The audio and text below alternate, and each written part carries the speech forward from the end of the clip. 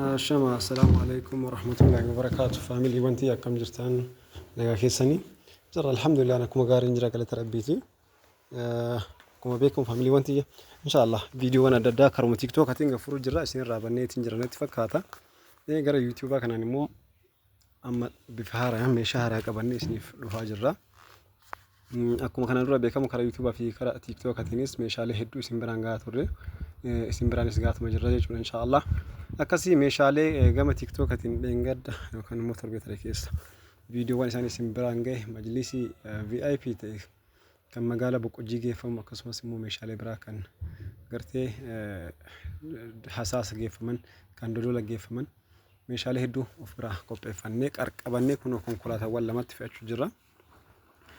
Kanaaf kastamariiwwan kennaaf inshaallah algaa VIP ta'e algaa baay'ee ajaa'ibsiisaa ta'e tokko kan ordanii isaa kan bareedaa ta'e akkasumas immoo doolaa kan kumsaatiin illee baay'ee bareedduu kan taate meetira kaayaadha bal'inni isiidha akkuma agartan kana doolaa batana jechuun doolaa kan kumsaatiin meetira kaayaa taatan bifa ajaa'ibsiisaa ta'een diizaayinii addaatiin balbala sadii qabdi balbala sadiin keessa inni walakka irra jiru kun gara keessatti seena guutumatti gizaaz yookaan mastawootiidha jalaan immoo masaabawwan tokko qabdi balbala jidduutiin immoo masaaba lama qabdi akka kanatti miidhagsinee hojjennee jirra bifa garuu tadarraabiidhaan goone algaan immoo ka agartan kana maabiraatii of danda'e sadarkaa isaa eeggate qaba akkasuma immoo gartee inshaallah TV staanii sadarkaa isaa eeggate nu biraa qabanii majlis illee akkasumatti gartee akkuma TikTok irraa agartan san jechuudha. Rabbiin gartee gaa'ela gaarii cidha gaarii isaanii haa godhu kastamara keenya kanaaf jechuu kooti akkasittiin inshaallah haala miidhagaa ta'een haala ajaa'ibsiisaa ta'een hojjennee fi firraa xumurre gara magaalaa Boqqojjiitti firraa gaggeessine kan hasaasa firraa geessinus isaan wajjin bakka tokkotti feene kan dodolaa immoo kophumatti makiina tokko akkasumatti jechuudha.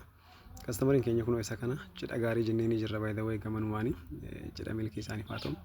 TV staandii sadarkaa isaa eeggate akkasuma ta'e hojjenneef jechuudha. TV staandii sadarkaa isaa eeggate dhugaatti TV staandiiwwan san fakkaatan I think TV staandiiwwan lama sadiin tokko gara magaalaa dodolaatti kanaan dura firraa geessinee jirra. Boqqojjii yoo geessinu immoo kun kan jalqabaati jechuudha. Akkasumas immoo doolaa kanallee kan agartan kana haala miidhagduu taate kanaan magaalaa hasaasatiif kan qopheessine doolaa kana akkasumas immoo algaadhaa akkasumas immoo gartee tasriihaa akkasumas immoo gartee biffees nu biraa qaban jechuudha. Walumaa galatti haala kana ta'een miidhagsinee bareechinee fi tartiiba gooneef jechuudha walii galatti. Inshaallah akka kana immootiyyuu namoonni meeshaalee kanaaf kan kana fakkaatan barbaadan kamuyyuu karri keenya balballi keenya isiniif banaadha jechuudha. Amma immoo inshaallah torbeedhuma kana keessatti maamiltoota keenya kan meeshaan isaanii nu bira tureef yeroo dheeraadhaaf meeshaalee nu bira turantu jira.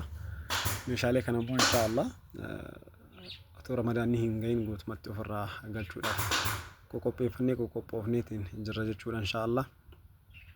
Akkasii walumaa galatti kaa akka kana kun doolaa battiin tana fakkaatti by the way doolaa baay'ee bareedduu wayti wallaahi ta walakkaa tuni ta mastootii tuni bakka uffata itti fannisanii ta bitaa mirgaa immoo uffata itti caccabsanii itti daradaran jechoo akkas inshaallah gubbaan immoo yaa akkuma qiimisiititti bakka waan adda addaa kun fartii illee fuudhu baatu libsiiwwan gaggabaawwan fuuti yaa meetira kaayaa waan taateef jechuu walumaa galatti filannoo fi dizaayiniin immoo akkaatama filannoo abbaatiin waan ta'eef homaa gochuun hin danda'amu.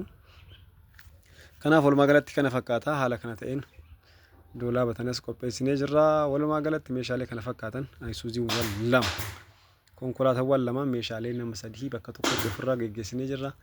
Ammas immoo inshaallah majlisii ajaa'ibsiisaa ta'e baay'ee miidhagaa ta'e kan jalqaba isaatii fi isteeppii lammataallee isin agarsiifnee turreetti fakkaata gama tiiktookatiin. Amma immoo guutumaan guutuutti xumurree jirra waan ta'eef isas gara magaalaa Sagureetti ofirraa geessina.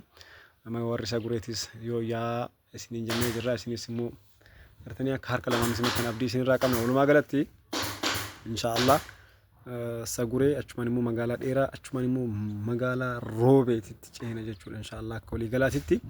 Kanaaf namoonni meeshaalee kanaaf kan kana fakkaatan barbaadan meeshaalee manaa kamiyyuu diizaayinii mootuyyuu diizaayina keenya osoo hin taane akkaataa filannoo fi fedha keessaniitiin diizaayina keessaniin gartee akkaataa ajaja keessaniitiin jechuu keessanii hojjennu waan akkanaati kana quba qabaadha. Yeroo baay'ee diizaayinii nu bira jiru qofa osoo hin taane diizaayinii isin nu kennitanirra dhaabbannee yookaan immoo fedha keessan irratti hundoofnee jechuu akka walii galaatti keessanii hojjennu inshaallah. Kanaaf namoonni meeshaalee kanaaf kan kana fakkaatan barbaadan meeshaalee manaa kamiyyuu soofaas majlisis algaawwan doolaaba waanuma barbaadan kamiyyuu akkasitti jechuudha.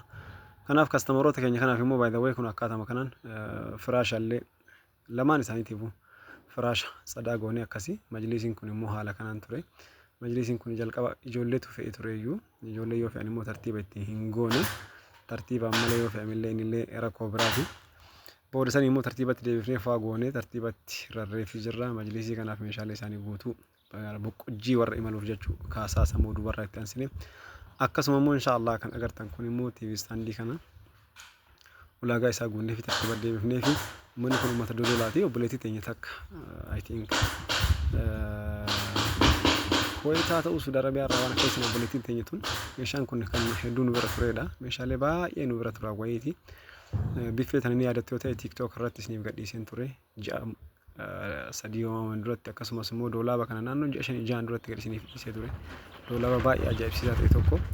Kanaaf akka waliigalaatitti TV standii kana fakkaatu akkasumas immoo doolaaba sadarkaa isaa eeggatee akkasuma immoo inshaallah maalinni biffee siitis akkasuma immoo ammallee tasriihaa nu biraa qabdi. Ulaagaa isaa guunnee meeshaalee isii guutuu qopheessinee faa goonee fi jirra. Kunoo shufeeronni keenya immoo isaan kanniini waayilawee shufeeronni keenya viidiyoo isinitti achi gargaarsisu nama tokko rakkoon qabu kunoo jimaa keenya cirataa jirra jimaallee nu waraabinaan jedhanii keessa akka kana inshaallah akka waliigalaatti. Kanaaf kastamarota keenya sadeen kana ulfaadhaa galatoomaa obsanuuf qabdaniif kabajanuuf qabdaniif galatooma naanni by the way isaan kun immoo wallahi sagalee isaanii naarkaa miyuut ta'e warra dodolaati. Kabaja guddaa ulfina guddaa nutti horanii kabaja guddaa nuuf godhanii I think mee Snapchat keessa seenetiin irra deebiidhaan immoo viidiyoo isaanii san yoo sagaleen isaanii jiraate jalqaba irra isinii aansan inshaallah. Wallahi nama baay'ee ajaa'ibsaa ta'e wayiiti. Ulfaadha galatooma jennaani yaada gaarii ta'e nu kennanii haamilee nutti horanii nuti ulfaadha galatooma jenneeni firraa akkasitti jenne kastamarii keenya kan magaalaa Boqqojjiitiifis mee yaada qabdan nu kennaa jenneeni turre isaanis yaada isaanii nu kennanii ture. Wallahi akkam akka godhe beeku baadhullee miyuut irraan kaayinatti fakkaata Snapchat irratti. Snapchatiin kiyya yeroo baay'ee maal akka ta'e beeku akkana kana mudata. Kanaaf inshaallah kastamarii keenya kanallee yaada isaanii irraa fuunee turre inshaallah walumaa galatti kastamaroonni keenya kun rakkoon kan inni guddaan bilbila yoo si bilbila nurraa kaasuu dhabuudha. Bilbila daftee nama jalaa hin kaaftu yoo kaasuu baattillee yeroo biraa daddaftee namaa hin deebiftu. Kana qofa rakkoo hanqinni sirraa argaa jiru dhimma bilbilaan wal qabatu. Kasanirraa hafeen garuu dhimma gama meeshaa qulqullina hojiitii irratti wallahi hanqina takka sirraa arginee hin jirru. Garuu yoo namni si bilbilu bilbila kaasi yoo isaa sanittiin arginillee wayita argitetti namaa deebisi kan jedhu koomentii nu kennanii. Kun immoo koomentii yookaan immoo yaada namoota hedduu kastamaroota kiyya hedduuti. Tana rabbummaan na halaafisu anuma takka jijjiiramuu hin dandeenye gama kanaanii waa fooyyeffatuu hin dandeenye. Sababni isaatis ani wallahi rabbiin natti ragaadha. Bilbila shabakaan banaa ta'uu danda'a onlaayinii yookaan immoo waayifaa xiqqoosan waayirlesii harkatti qabadhee deemu waan ta'eef shabakaan banaa ta'uu danda'a. Lafa kaa'ee ijoollee wajjin gara hojii seenaan asiin kompireesariin jira asiin maashinni masanxaqiyaan jira kaani xiyyaa qubaa isaan qabu. Wayitteen ani bilbilatti achi deebuu danda'u wayitas akka isaa hara baafatuuf lafa taa'e yookaan immoo meeshaalee na barbaachisan bitachuuf naamna yoo ta'e achi garagala. San booda onlaayinii irratti immoo sagaleewwan adda addaa maal adda addaa yoo argisaa asinitti deebisuuf naami jechuu dhabuu danda'a. Butusaa oolee galgala yoo galullee waan nagaati.